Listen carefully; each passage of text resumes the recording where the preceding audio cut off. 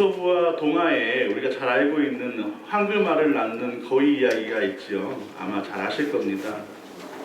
그 이야기를 요약하면 이렇습니다. 어느 날 한 사람이 시장에서 거위 한 마리를 샀는데 그 거위가 보통 거위알을 낳는 것이 아니라 황금알을 낳는 거위였습니다. 뜻밖의 횡재에 기뻐했던 이 사람은 한 번에 큰 부자가 되고 싶은 욕심을 품게 되지요. 그래서 하루에 한 개씩만 황금알을 낳는 거위가 너무 답답해서 거위의 배를 가르기를 작정합니다. 그리고 거위 뱃속에 있는 황금알이 많이 있을 거라고 그는 착각했기 때문이죠. 그러나 그의 욕심은 황금알을 낳는 소중한 거위를 잃게 만들고 말았습니다. 이처럼요, 우리의 인생뿐만 아니라 우리의 신앙도 이와 같이요. 빨리 이루고 싶은 그러한 마음은 우리의 인생을, 때로는 우리의 믿음을 잃게 하는 유혹이 될 수 있다는 겁니다. 오늘 본문 말씀에서도 비슷한 이야기가 나옵니다. 아브라함과 사레가 가나안 땅에 거주한 지 10년이 지났도록 약속하신 그러한 자녀를 얻지 못했죠. 그래서 사레가 아브라함에게 이렇게 먼저 요구를 해서 하나님께서 내게 아들을 허락해 주지 않으시니 자식을 허락해 주지 않았기 때문에 이제 우리가 우리의 방법을 한번 선택해 보자. 그래서 하갈을 자기의 가장 친하고 가장 친족 같았던 그 몸종이었던 하갈을 첩으로 들이게 됩니다. 그런데 문제는요, 여기에 있습니다. 그런 하나님의 그러한 뜻을, 언약을 기다리지 못하고 인간적인 방법으로 했던 아브라함과 사레의 가정에 커다란 문제가 생기게 됩니다. 1차적으로는 우리가 아침에 본문을 읽어봤지만 이제 그 하갈이 이제 임신을 하니까 여주인인 사레를 멸시하기 시작했다는 거예요. 그런데 이것을 견디지 못한 사레가 아브라함에게 이제 바가지를 긁게 됐죠.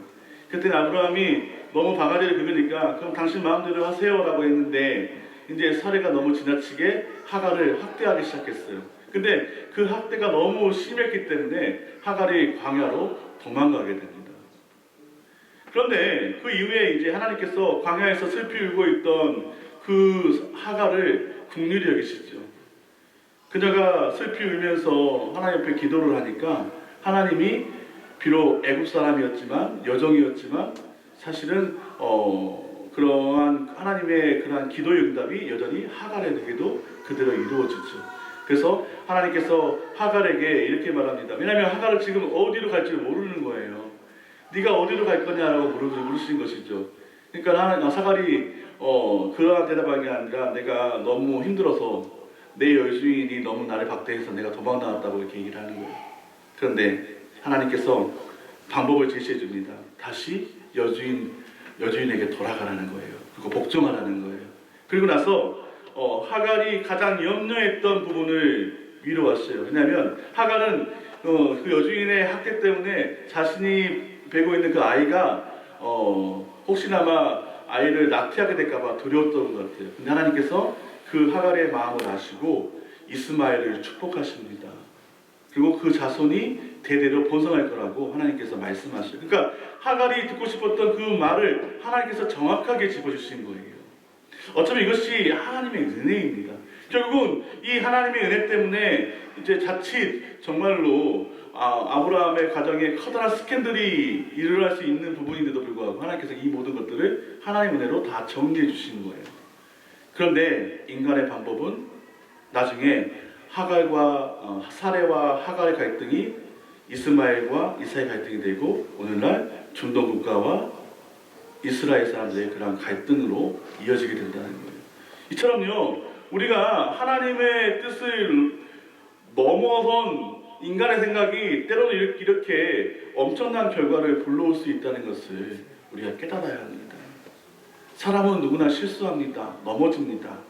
그러나 하나님께서는 언제나 우리를 보호하시고 우리를 인도하시며 심지어는 우리가 기억하지 못하는 그러한 기도까지도 하나님께서는 기억하셔서 신실하게 이루시는 하나님이시더라고요. 아멘. 뿐만 아니라 내 마음속으로 구했는데도 아니 구하지도 못하는 것도 우리가 원하는 것을 아시고 이루시는 분이 우리 하나님이세요. 아멘. 그러기에 여러분 우리가 하나님을 믿고 말씀하는 그 하나님을 믿고 기다리는 것이 얼마나 중요한지 아멘. 우리가 믿음을 잃게 될 때 가장 쉽게 할 수 있는 것은 이처럼 우리의 마음 가운데 하나님이 아닌 다른 것을 품을 때 우리는 흔들릴 수 있다는 거예요. 이처럼 오늘 말씀은요, 우리가 믿음을 파괴하는 그 유혹을 뛰어넘는 사람이 복 있는 사람이라고 말씀합니다. 아멘. 오늘 이 말씀을 통해서 우리가 이 유혹을 뛰어넘어 정말 아브라함처럼 정말 믿음의 조상이 되는 그러한 축복을 누리시는 저와 우리 모두가 되시기를 주님의 이름으로 간절히 축원합니다. 우리 다시 한번 이러한 마음으로 이렇게 선포합시다. 믿음을 파괴하는 유혹을 뛰어넘읍시다.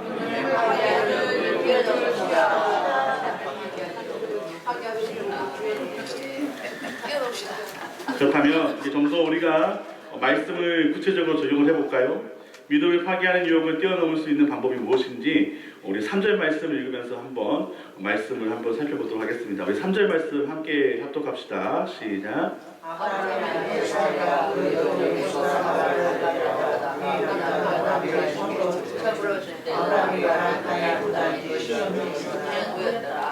비록 더딜지라도 조급한 마음을 버리고 인내하는 믿음을 가져야 합니다. 사단이 우리의 믿음을 파괴하기 위해서 가장 잘 쓰는 그런 방법이 있는데 그것이 바로 조급함입니다. 하나님의 응답이 있고 하나님의 언약의 축복이 있는데 그것을 기다리지 못하게 하는 거예요. 약간 비슷한 부분이 있는데 아담과 하와도 마찬가지예요. 아담과 하와도요, 사단이 어떻게 미혹했습니까? 야, 하나님이 그 선악을 알게 하는 나무의 열매를 먹으면 정령 죽는다고 말했냐? 죽을 수 있을까? 아니, 안 죽을 수도 있을까라는 그런 생각을 하게 만드는 그런 조급함, 또 안목의 조명을 이용해서 그들을 미혹했잖아요. 이처럼 그렇습니다. 하나님이 말씀하시는 것은 말씀대로 이루어지거든요. 그런데 사단은 그것을 오역하는 거예요. 야 영광아, 무슨 하나님께서 너한테 뭐 직접 말했어? 아야, 교회 개척하게 되면 뭐 부모 주신다는데, 야, 너 그거를 네가 하나님이 지금까지도 안 주는데 그걸 그렇게 되겠어? 근데 사람의 일은 한참 또 모르더라고요. 오늘 본문 말씀이 그렇더라고요. 하나님이 언약하신 것은요 그대로 이루어지는데 문제는 인간의 조급함이 하나님의 말씀을 유혹하는 거예요. 그러다 보면 나도 모르게 때로는 넘어지고 지치고 시험에 들 때가 있는 것이죠. 제가 이제 말씀을 보면서 또 이러한 장면이 있어요. 이스라엘 백성들이 광야에서 뱀에 물려 죽는 그런 사건이 있었잖아요. 그들의 불순종 때문에. 이것은 하나님의 심판이었죠. 그런데 여호수아가 급히 그 장막에 막 들어와요. 그랬더니 모세가 뭐 이상한 것을 막 만드는 거예요. 망치 막 두드리면서. 그걸 보니까 놋뱀인 거예요. 그러니까 여호수아가 막 마음에서 막 열이 나는 거예요. 아니 지금 사람들은 막 죽어나가는데 모세는 하나님께 기도하고 있는 것이 아니라 뭐 이상한 놋뱀 같은 걸 막 만들고 있는 거예요. 또 그것이 이해가 되지 않아요. 왜냐하면 하나님께서는요 율법에 하나님 말씀에 우상을 만들지 말라 했거든요. 근데 이 십자가 모형틀에 있는 같은 그런 놋뱀은요 여호수아가 보기에는 이것은 영남은 우상인 거예요. 그리고 저도 생각을 해보지만 왜 굳이 그 놋뱀을 걸어놨을까 그런 의문이 들어요. 그런데 그때 이제 여호수아가 그런 의문을 하니까 이렇게 말해요. 모세가 야 나도 몰라. 근데 하나님께서 그렇게 하시래. 나는 하나님의 명령을 따를 뿐이야. 근데 모세가 그렇게 얘기하니까 여호수아가 그 말을 이해하지 못하는 거예요. 나는 이해할 수가 없어요. 저것은 분명히 우상인데 하나님의 말씀을 대언하는 사람이 어떻게 우상을 만들어야 하면서 나는 이해할 수 없어요. 그때 모세가 이렇게 말합니다. 여호수아야, 믿음은 내 머리로 이해하는 것이 아니라 믿음은 하나님의 말씀을 신뢰하는 거예요. 아멘. 하나님의 말씀은요 분명히 열매가 맺어요. 우리 그것으로 구분할 수가 있어요. 그리고 나서 그 후에 어떻게 됩니까? 그 모세가 그 놋뱀을 걸어놓으니까 그 불뱀에 물려도요 그 놋뱀을 본 이스라엘 사람들은 죽지 않았어요. 아멘. 이처럼 믿음은요 우리가 우리의 조급함, 그것을만 이해하려는 그런 조급함이 있잖아요. 그것을 뛰어넘어야 돼요. 우리가 이해하려고 그러면 하나님의 그런 그 넓으신 그 세계를 우리가 어떻게 이해합니까? 우리가 보고 있는 이 세상도 우리가 다 이해하지 못하는 것이 우리의 삶일 텐데 안 그렇습니까? 그렇기 때문에 우리가 정말 믿음을 가지려면 말씀하시는 그 하나님을 신뢰하는 게 맞거든요. 아멘. 오늘 아브라함도 그래야 됐던 거예요. 아브라함이 전장에서요 먼저 시험이 들었죠. 왜냐하면 그돌라 오메굴과 싸워서 승리를 했는데 돌아와 보니까 너무 허탈한 거예요. 왜냐하면 자신에게 자식이 없었거든요. 그러니까 그의 마음에 이제 갑자기 조급함이 밀려오는 거예요. 아니 난 자식도 없는데? 근데 보니까는 그 근처에 있는 족장들, 자신의 나이 때 있는 사람들은 다 자식이 있는 거예요. 그러니까는 아브라함이 마음에 불평이 일어나요. 그러면 내 종 엘리에셀에게 물려줘야 됩니까? 하면서 하나님을 향해서 호소하는 거죠. 하나님, 이것이 아버지의 뜻입니까? 대체 하나님의 원하는 어디 있느냐라고 아브라함이 원망하고 불평하니까 하나님이 그를 불러내서 목별을 보여주시죠. 그리고 이 별보다 많은 자손이 너에게 허락할 거다. 그러나 너의 씨에서 반드시 상속자가 나올 것이다. 아멘. 이것이 바로 셋불 언약에 대한 내용이에요. 아멘. 근데 오늘 본문에 그렇게 하나님의 그런 든든한 언약을 재확인했던 아브라함이 또 시험에 드는 거예요. 사례가 흔들리니까, 사례가 출산하지 못하니까 인간적인 방법을 제시하는 것이죠. 야, 아브라함, 아브라함 말하나 그 남편이요. 예를 들어서 이제 하나님께서 분명히 내 씨 가운데 주신다고 하지 않냐고. 그러면 차보되어서 한번 나보자는 거였어요. 근데 결국 그것이 시험이 되잖아요, 여러분. 근데 여러분 그거 아세요? 불과 우리가 성경책을 한 구절만 넘기면은요, 몇 장만 넘기면 아브라함과 사라에게 자식이 있습니까 없습니까? 있잖아요. 정확하게 성경 그 나이까지 또 기억해줘요. 100세에 아브라함 나이 100세에 사례 90세에. 근데 이스마엘 할 때가 아브라함이 나이가 86세였어요.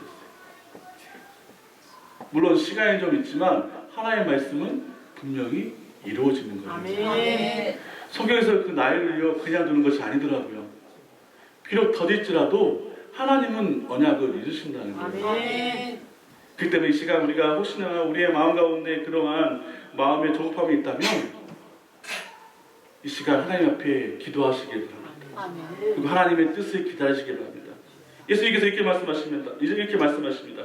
천지는 다 없어져도 하나님의 말씀은 결코 없어지지 않을 것이다. 아멘. 이처럼 우리가 조급한 마음을 버릴 때 믿음을 파괴한 유혹을 뛰어넘을 수 있습니다. 아멘. 그렇다면 두 번째 우리가 믿음을 파괴하는 유혹을 뛰어넘는 두 번째 방법은 무엇일까? 우리 1절 말씀을 다시 한번 읽어봅시다. 시작. 아브라함의 아들 사례는 출산하지 못하였고 그에게 한 여종이 있으니 내 사람이라 이를 바라리라. 그렇듯한 쉬운 방법을 버리고 하나님의 약속을 바라봐야 됩니다.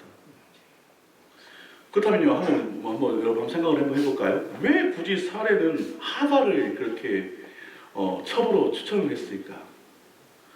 그렇잖아요. 다른 사람도 많잖아요. 또 우리나라 사람들은 되게 또 그런 민족, 혈통 또 이런 걸 되게 중요시 여기잖아요. 그렇다 그러면 혹시 아브라함도 그것이 중요시 여겼다면 종보다는 좀 일반적인 사람들을 이렇게 추천하지 않았을까요? 그런데 아마도 이렇게 추천했다는 것은 뭐냐면 그만큼 사례는 그 하가를 믿었어요. 그런데 이것은 전적으로 사례의 입장인 거예요. 그렇다면 오늘 본문에 보니까요, 하갈을 소개할 때 이렇게 말한다. 애굽 사람이요, 이름은 하갈이다. 왜 굳이 그러냐면 왜 애굽 사람을 이렇게 강조했을까? 그것은 뭐냐면 아브라함의 일행이 기근 때문에 애굽으로 갔죠. 그때 애굽에서 나오면서 그 시험을 통과하면서 하나님께서 많은 축복을 주셨다고 말씀을 기록해 있죠. 그게 우리가 봤잖아요, 그렇죠? 그때 재물뿐만 아니라 사람들도 노예들도 몸종들도 얻었어요. 그러니까 그때 아마도 어린 하갈이 그 몸종으로 팔려온 거예요. 그러면 하갈의 입장은 어떻습니까? 그 마음에 아무리 어렵다 해도 그 마음에 쓴뿌리가 있는 것이죠. 엄마 아빠하고 살고 싶지 이름도 모르는 사람한테 팔려가면 얼마나 그가, 물론 하갈이 엄마 아빠가 있었는지 아니면 엄마 아빠가 없는 고아였는지는 알 수는 없는데 일단은 종으로 팔려왔다 그 자체는 하갈에게는 마음의 고통이에요. 그런데 그렇게 신뢰했던 또 섬겼던 그 사례가 갑자기 나이 많은 남주인에게 자신을 팔아넘겨 버리네요. 첩으로. 그러면 하갈의 마음이 어떻겠어요?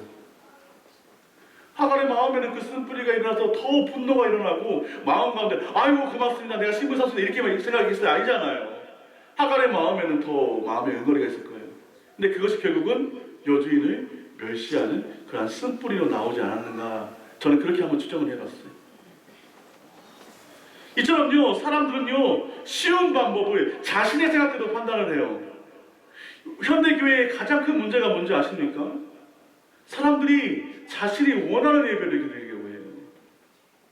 그런데 이 예배는 제가 늘 강조하지만 하나님께서 원하시는 예배를 드리는 거예요. 아멘.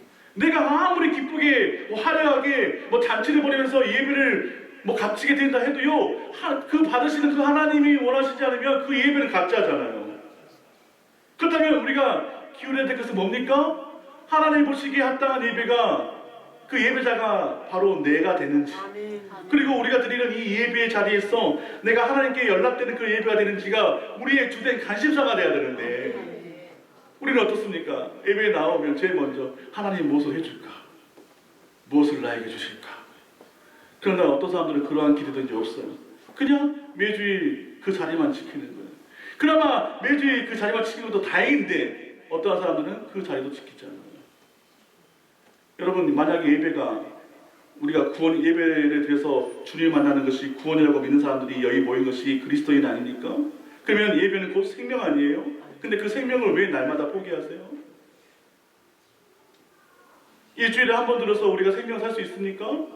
일주일에 한 번에 우리가 숨을 쉴 수 있나요? 근데 우리가 예배는 생명이라고 얘기하시면서 그렇게 믿는다고 말씀하시면서 왜 날마다 예배를 포기하시죠? 이것은요, 우리에게 어떠한 귀한 메시지를 주지 않는가. 이처럼 우리가 생각의 가치관을 바꾸는 것이 이처럼 너무나 중요한 거예요. 저는 지난 베드로를 부르는 그 예수님의 그러한 이야기가 저번 주 내용이었는데, 예수님께서 마지막으로 이렇게 말씀하셔요. 베드로에게 사람을 치하라. 이것은 다른 복음에서는 내가 너를 사람을 낚는 어부가 되게 하겠다는 거예요. 이것은 주님의 명령입니다. 근데 제가 신방을 하면서 어떠한 분과 이러한 대화를 나눈 적이 있어요. 아니, 우리가 예배를 드리면 그냥 우리끼리 예배를 드리고 그 자체로도 그것이 귀한 것이지 굳이 예배를 홍보하고 사람들을 초청하고 이런 것이 맞냐는 거예요. 여러분 어떻게 생각하세요? 사람들이 그치 내 중심이 있으면 되는데 굳이 내가 우리 사람들을 초청하고 교회 따지면 굳이 왜 우리가 전도해야 돼? 필요가 없는 것이지 그냥 우리끼리 예배를 드리면 되는데. 근데 예수님께서 뭐라고 말씀하셨냐면요, 사람을 치하라. 아멘. 이것은 주님의 명령이에요. 아멘. 우리가 예배를 드리는 것은요, 1차적으로 복음을 믿는 사람들이고 복음의 빚진 자들이에요. 아멘. 주님께서는 베드로에게 말씀하신 것이 아니라 이 자리에 앉아있는 수많은 베드로에게 사람을 취하라, 사람을 낳는 어부가 되라고 말씀하시는 거예요. 이것은 주님의 명령이거든요. 우리 그 명령을 순종해야 돼요. 그리고 나서 판단은 주님께서 하신다고 말씀하셔요. 여기 모인 사람들이 많이 모이든 적게 모이든 너희가 그 말씀에 순종했을 때에 그 이후에 내가 판별하고 분별하는 것은 물고기를 가는 걸로 이렇게 표현하시지만 내가 그걸 가르는 그것은 내 일이다. 여러분, 이것이 믿음입니다. 믿음은 이해하려는 것이 아니라 먼저 하나님의 말씀에 순종할 때, 하나님의 말씀을 믿을 때 이루어지는 거예요. 더 쉬운 길이 있고 더 빨리 갈 수 있는 길이 있어요. 그러나 제일 중요한 것은 하나님의 말씀을 내가 믿는 거예요. 그럴 때 우리가 정말로 믿음을 파괴하는 유혹을 뛰어넘을 수 있다고 오늘 본문은 우리에게 말씀합니다. 마지막으로 믿음을 파괴하는 유혹을 뛰어넘는 마지막 은 무엇일까? 우리 2절 말씀을 한번 읽어봅시다. 2절 시작.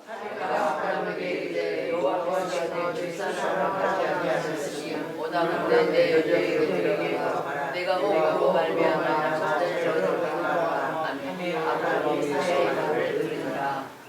잘못된 인간의 말을 따르지 말고 하나님의 말씀을 따라야 돼요. 여기서 말하는 잘못된 인간의 말은 굳이 사람의 조언, 부모님의 조언, 형제들의 조언을 무시하라는 얘기가 아니라 세상적인 가치관을 벗어나야 한다는 거예요. 우리가 세상을 살아가면서 그 세상의 가치관을 벗어나는 것이 무척이나 어려워요. 요즘에는 스마트폰 세대잖아요, 그렇죠? 저도 이제 눈이 어두워가지고 이제 이 원고는 이제 더 이상 못 보겠더라고. 어쩌면 제가 지금 설교를 보통 제가 기록을 하지만요, 이렇게 옛날 방식으로 저는 아마 저밖에 없을 거예요. 저 세대는요. 그래서 요즘에 제가 이제 바꿔보려고 합니다. 저도 이제 스마트한 세대로. 그러니까 요즘에 아이패드가 이렇게 큰 게 나와 있더라고요. 그래서 어떤 권사님이 후원해 주셔가지고 지금 그거랑 구입을 하려고요. 또 성경을 보려고 그러니까요, 이게 너무 글씨 너무 작아가지고 가까이 있으면 더 안 보이고 멀리 있어야 좀 보이는데, 갈수록 저도 이제 나이가 먹어가는 것 같아요. 가끔가다 사람들이 예전에 처음 우리 민채가 예전에 저한테 이런 얘기를 해서 목사님 왜 이렇게 젊냐고 놀랐다 그러잖아요. 근데 이제 저도 이제 7년이 지나서 점점 주님을 배울 나이가 가까워지고 있는 것 같아요. 세상적인 가치관 속에 우리는 살아갈 수밖에 없어요. 그런데요, 이러한 세상의 가치관에서도 우리는 반드시 하나님의 음성에 귀를 기울여야 해요. 아멘. 여러분, 우리가 매주일 예배를 드리고 또 우리가 주의 교회에서 모임을 계속 요구하는 것은요, 여러분들을 단순히만 모이게 하려고 하는 것이 아니라 어쩌면 함께 영혼의 양식을 먹자는 그러한 호소일 거예요. 목회자들이 사람들이 오해하는 부분이 있어요. 제가 요즘에 이제 기도하는 부분이 있고 또 찬양 사역의 동역자들을 이렇게 얻고자 하는 그러한 마음이 강해요.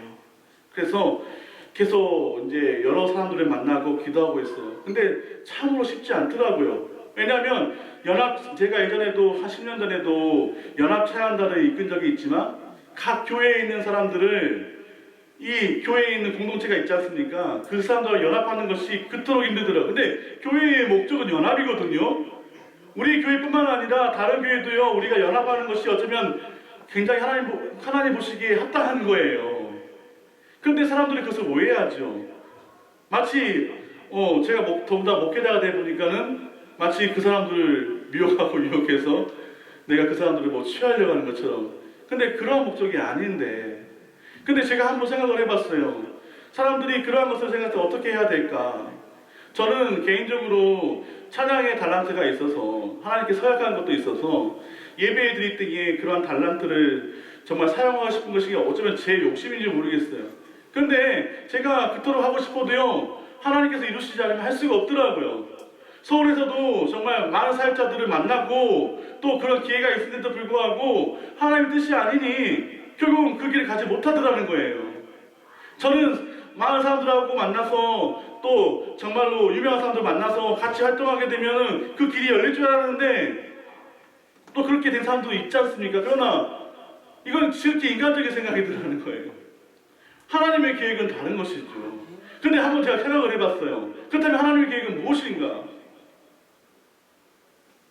참 서약이 무서워요. 여러분, 하나님께 서약하는 것은요, 반드시 하셔야 됩니다. 아멘. 제 경험에서는 그래요. 제가 어머니가 아파하셨을 때 하나님 앞에 내가 하나님의 일을 대신한다고 말했던 그 어린 나이의 그 말을 하나님이 기억하셨더라고요. 아멘. 그래서 하나님께서는요, 어쩌면요, 제가 이 교회 개척하기 전에 호주로 갈 뻔했어요. 호주에 있는 부목사 자리가 생겼고 거기에 찬양을 인도하는 사역자를 뽑는데요. 그래서 저와 사모님은 별로 거기를 가기를 원치 않았지만 저는 가기를 원했어요. 근데 그때 어머니 아버지를 통해서 또 몇몇 분을 통해서 이제 개척을 할 때가 됐다고 얘기를 하더라고요. 몇몇 분이 모여서 개척을 하기를 원한다고. 솔직히 저는 호주 가고 싶었어요. 그런데 하나님의 말씀에 불순종하는 게 얼마나 큰 어려움이 있는지를 제가 경험했기 때문에 힘들어도 이 개척을 선택을 했어요. 그러다 보니까 이게 그렇더라고요. 물론 여기 모인 우리 성도님들이 정말 저를 많이 도와주셨죠. 특별히 우리 이정호 장로님, 또 우리 강조호 장로님, 그래서 많은 권사님들, 또 집사님들이 많이 도와주시는데, 그런데 그래도 정말 부목사 때보다 담임 목사가 되니까 어리고 철없고 그런 목사라도 그 부담감이 정말 크더라는 거예요. 또 교회의 그러한 모든 것들이 행정적인 것들뿐만 아니라 그러한 시스템들이 잘 안 되면은 그냥 모든 게 내 탓 같고, 그럼 또 머리가 또 하얘져요. 내가 뭘 해야 되지? 내가 뭘 하고 있지? 내가 어디로 가야 되지? 그러면 기도하면 항상 그러한 생각밖에 없는 거예요. 근데 또 내 동나이 때 또 목사님들 보면은 막 친성하는 소리가 들려오고, 근데 저는 그분이 친성하는 소리에 되게 부러운 게 아니라 그분들이 하고 있는 그 사역이 너무 부러운 거예요. 나도 설교할 수 있는데, 나도 목장할 수 있는데, 나도 할 수 있는데 왜 나에게 기회가 없을까? 제가 예전에 중앙교회라는 큰 교회에서 그 작은 그 부서에 회장을 했는데, 그 작은 교회에 있는 그 친구 회장이 내가 막 부럽다고 얘기를 하더라고요. 저 그때 그게 무슨 말인지 몰랐어요. 근데 지금 바뀌었어요. 그 작은 교회에 있던 그 회장 목사가 지금은 정말로 아주 막 큰 교회는 아니지만 정말 목회를 잘하고 있다고, 또 제가 보기에도 참 존경할 만한 그런 목사님이세요. 그렇다 그러면 우리의 마음 가운데 어째요? 조급함이 밀려오죠. 좀 더 쉬운 방법을 찾고 싶지요. 또 때로는 사람들이 막 얘기해요. 야, 이것을 해보면 되지 않을까요? 아, 이거 이제 교회가 좀 안 되면은 좀 프로그램을 좀 바꿔봐야 되고, 솔직히 저도 그런 기회가 정말 탈락이어가지고 얼마나 많이 찾아다니는지 몰라요. 근데 모르겠어요. 안 되더라고요. 그러면 무엇을 해야 될까? 오늘 본문의 답이 나오네요. 하나님의 말씀을 따라가라는 거예요. 아멘. 그렇다 그러면 제가 무엇을 해야 될까? 그동안에 저는요, 전도하라는 말을 못했어요. 왜냐면 사실 저도 전도를 잘 못했거든요. 어려운 걸 알거든요. 또 우리 성도님들이 전도를 안 하는 걸 전도를 안 하려고 하신 분들이 전혀 아니라는 걸 내가 너무나 알거든요. 근데 교회는요, 사람을 치하라는 하나님의 명령에 순종했을 때에 교회가 흘러가더라고요. 여러분, 이것은요 1차적으로 뭐 전도하라고 푸시하는 걸로 보시면 안 돼요. 우리가 예배를 드릴 때에 날마다 사람을 치하라는 그 예수님의 명령에 순종하면서 이 예배당에 오시는지, 아니면 그냥 아무 생각 없이 오시는지, 우리가 이것을 좀 되돌아봐야 돼요, 여러분. 주님은요, 사람을 치하라는 그 명령에 순종하는 사람을 기뻐하시고 찾으셔요. 교회가 그래야 됩니다, 여러분. 교회가 작은 교회뿐만 아니라 나중에 큰 교회도 마찬가지예요. 사람들이 1000명, 2000명, 3000명, 5000명이 모인다 할지라도 사람을 치하라는 주님의 그 명령에 순종하는 사람들이 모이는 교회가 돼야 되는 거예요. 아멘. 왜냐하면요, 이것이 하나님의 말씀이기 때문에 아멘. 이해가 되지 않죠. 목사님이 왜 저것을 강조할까? 왜 목사님이 헌금만 강조할까? 왜 목사님이 전도만 강조할까? 그런데 하나님이 그러한 마음을 목사님 손에 주셨다 하면은요, 여러분 그 말씀에 듣는 사람이 복이 있는 거예요. 아멘. 그리고 그 후의 일은요, 하나님이 판단하셔요. 아멘. 하나님의 일은 하나님이 반드시 그 성령의 열매를 통해서 나타나거든요. 아멘. 왜 여호수아가 그 노뱀이 걸려있는 것을 그렇게 불평했을까요? 당연히 여호수아 보기에도 그것은 무상이었어요. 그러나 모세는요, 하나님의 명령을 믿었기 때문에 그것은 그 노뱀이 중요한 것이 아니었어요. 모세는 그 노뱀을 만들었지만 그 노뱀을 믿은 것이 아니었다고요. 그것을 만들라고 하시는 그 하나님을 신뢰한 거예요. 어느 날 만약에 우리가 노뱀을 만들어서 막 이렇게 뭐 들고 다니면 얼마나 혐오스러울까요? 근데 그것이 만약 진짜 하나님의 명령이라면, 이 시대에 죽은 사람들이 이 십자가를 보고 살아난다고 하는 것을 정말 하나님께서 명령하셨다면, 그것을 말씀하는 것이 주님을 믿는 사람들이에요. 아멘. 근데 아까도 말했지만 그것을 하나님께서 순종하고 선포하면은요, 이제 여러분들 믿는 저희들이 그것을 말씀에 따라가야 되는데 분별할 수 있어야 돼요. 왜냐하면 반드시 하나님의 언약은 신실하시기에 분명히 이루어지는 거예요. 아멘. 그래서 주님께서는 성령의 열매를 통해서 구분하라고 말씀하시죠. 아멘. 사랑하는 여러분, 이처럼 하나님의 말씀에 순종하는 것이 얼마나 중요한지, 내 마음속에 있는 말, 우리가 믿음이 연약해졌을 때, 기도가 응답이 더뎌졌을 때, 내 삶이 변화가 없을 때, 약속했던 그런 것들이 하나도 이루어지지 않을 때 우리 마음에는 조급함이 일어나고 때로는 다른 사람들의 말에 기울여서 내 마음이 흔들 때가 많잖아요. 그러나 그럴 때일수록 하나님의 말씀을 우리가 더 묵상하고 하나님께로 나아가야 한다는 것을 아멘. 오늘 본문 우리에게 말씀합니다. 이처럼 하나님 말씀에 우리가 귀를 기울일 때 믿음을 파괴하는 유혹을 뛰어넘을 수 있습니다. 아멘. 이제 말씀을 마무리하겠습니다. 미국 프리스턴의 한 구강외과 의사가 있었습니다. 이 의사는 오세올라 교회의 장로로서 수입의 대부분을 남을 돕는 일에 사용하는 사람이었습니다. 그뿐 아니라 6명의 딸들을 신앙으로 아주 잘 양육해서 많은 사람들로부터 친송을 받은 훌륭한 신앙인이었습니다. 하지만 그런 그에게 한 가지 고민이 있었어요. 그는 대학 시절 목사가 되겠다는 소원 기도를 했던 것입니다. 그러나 그의 부모는 의사도 목사 못지않게 중요한 직업이고 또한 돈을 많이 벌어서 또 그것을 통해서 하나님의 일을 할 수 있으니 결국은 의사가 될 것을 계속 강요했고 결국 의과대학에 진학해서 의사가 되었다는 거예요. 그런데 나이가 들면서 하나님 앞에 한 약속이 자꾸 생각이 납니다. 하나님과의 약속이 인간의 친선보다 중요하다고 생각한 그는 결심합니다. 대학을 졸업한 지 20년 만에 의사를 감두고 프리스턴 신학교에 입학했습니다. 그리고 지금도 세계적인 설교가로 활동하고 있습니다.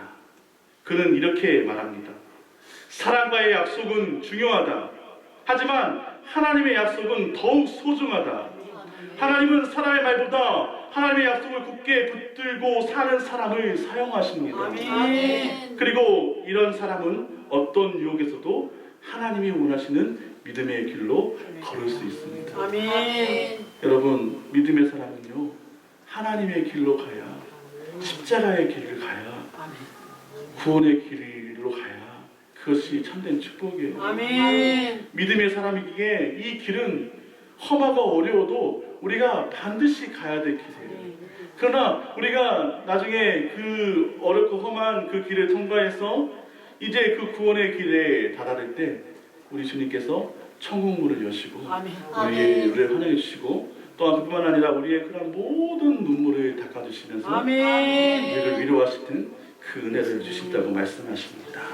사랑하는 여러분, 우리가 이 길을 가기 위해서는 우리가 먼저 믿음을 파괴하는 유혹을 뛰어넘어야 합니다. 아멘. 그럴 때 주님께서 우리에게 주시는 그 은혜의 축복 또한 아브라함이 줬던 그런 모든 축복이 저와 여러분들에게 그대로 임할 줄 믿습니다. 아멘. 우리 함께 이 축복을 사모하시는 저와 우리 모두 되시기를 주님의 이름으로 간절히 축원합니다.